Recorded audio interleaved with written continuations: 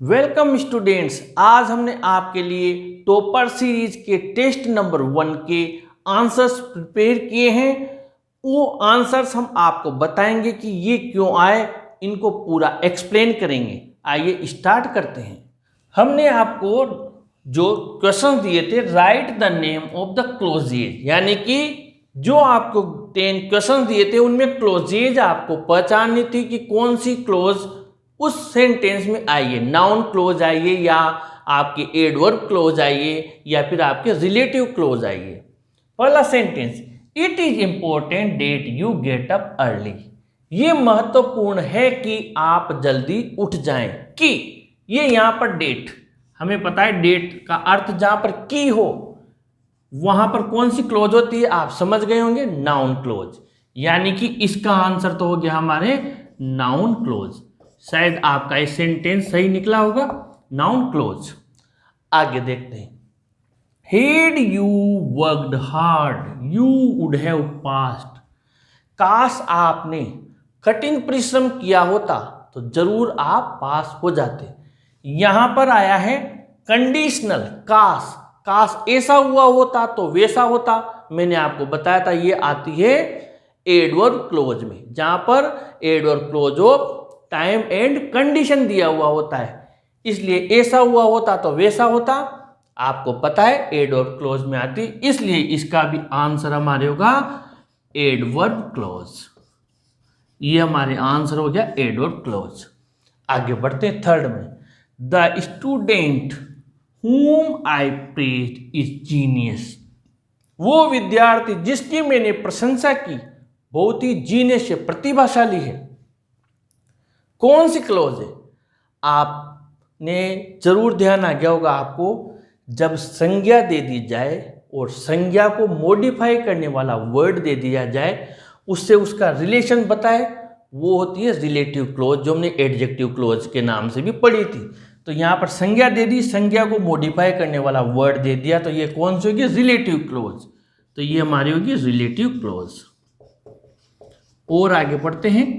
Relative close के बाद में I had a dream which came true. मेरा एक सपना था जो सच हो गया। संज्ञा दे दी गई, अ ड्रीम संज्ञा है और इसको मॉडिफाई कौन कर रहा है? विच किसके लिए आया है? ड्रीम के लिए। मेरा एक सपना था जो कि ये विच किसके लिए आया है? ड्रीम के लिए। यानी ये इसको रिलेटिव कर रहा है, इससे रिलेशन में है, तो ये मॉडिफाई कर रहा है विच, ड्रीम को। ये भी कौन सी? Relative close.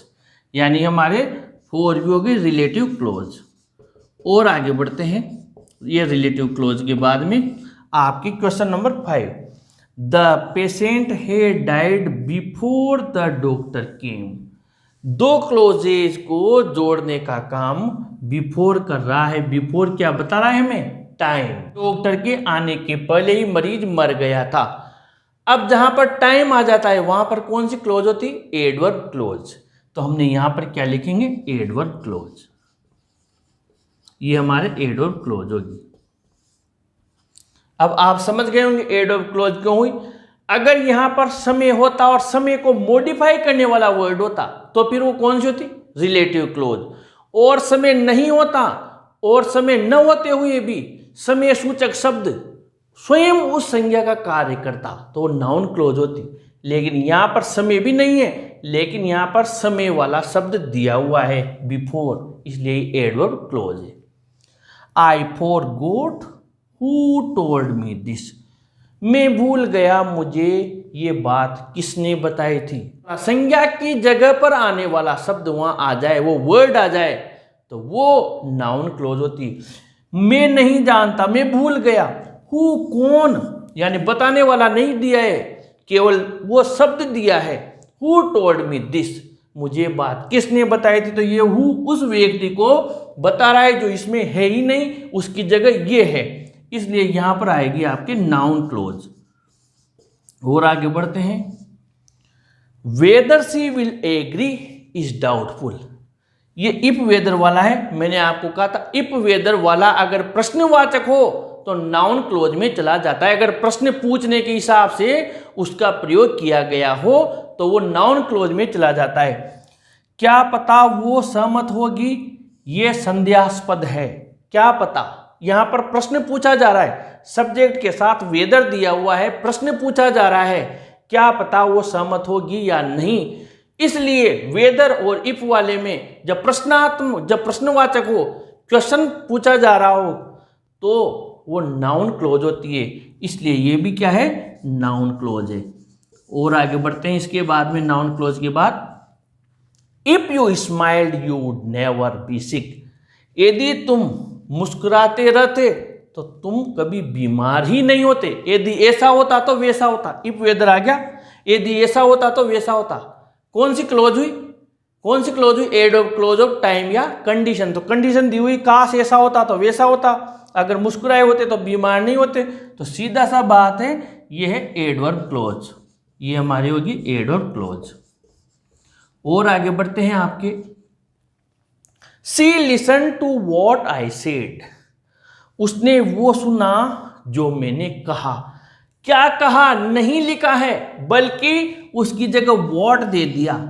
जो कहा वो नहीं लिखा है, जो भी मैंने कहा, क्या कहा लिखा नहीं है, उसकी जगह वॉट लिख दिया।